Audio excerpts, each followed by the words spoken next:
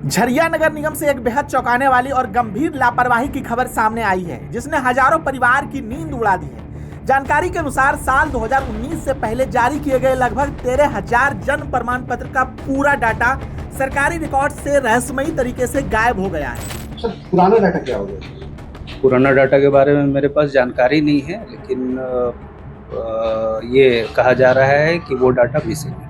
वो रजिस्टर में मेंटेन होता था, बट वो रजिस्टर अभी नहीं मिल पा रहा है और इसी के कारण अगर पुराने वाले जो भी बेनिफिशियरी हैं जो जन्म प्रमाण पत्र बनाने आते हैं, उसको नए प्रोसेस के तहत हम लोग ऑनलाइन करा देते हैं। प्रशासन की इस भारी चूक का सीधा असर अब आम जनता की रोजमर्रा की जिंदगी और बच्चे की भविष्य पर पड़ रहा है।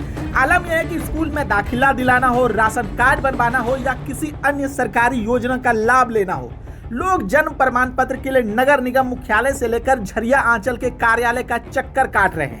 देखिए, इस जगह का नाम है बनियाहिर नगर निगम और यहाँ सबसे ज़्यादा समस्या आपका जन्म प्रमाण पत्र और मृत्यु प्रमाण पत्र का। और सबसे गंभीर बात यह है, सवाल निगम के अधिकारियों पे उठता है कि 2018 से पहले का जो भी डाटा है इनके पास अवेलेबल नहीं। ये लोग एक बर्थ सर्टिफिकेट बनाने में कम से कम 2 महीना लेते हैं। पता नहीं क्या कारण है, सिर्फ झरिया में ही ये प्रॉब्लम है। पूरे मामले की जड़ें साल 2019 तक जाती है।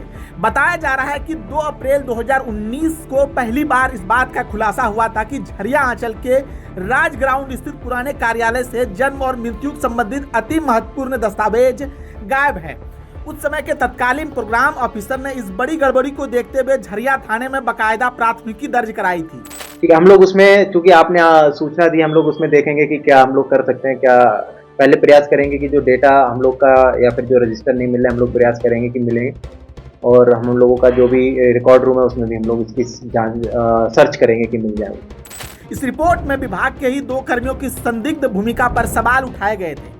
ताज्जुब की बात यह है कि पुलिस केस होने और इतना लंबा समय बीत जाने के बाद भी आज तक उन फाइलों का कोई सुराग नहीं मिल सका है।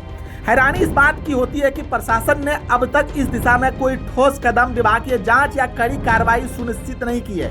मौजूदा समय में स्थिति यह है कि जब कोई पीड़ित व्यक्ति अपनी समस्या को लेकर दफ्तर पहुंचता है तो वहां तैनात कर्मचारी सीधे तौर पर पल्ला झाड़ देते हैं। कर्मचारियों का साफ कहना है कि पुराना कोई रिकॉर्ड अब उनके पास नहीं है, इसलिए पुराने प्रमाण पत्र में सुधार करना या उसे डिजिटल पोर्टल पर छाना मुमकिन नहीं है। अधिकारियों द्वारा लोगों को ये अजीबोगरीब सलाह दी जा रही है कि वो अपने पुराने रिकॉर्ड्स को भूल जाएं और घर में जन्म दिखाकर नए सिरे से आवेदन करें।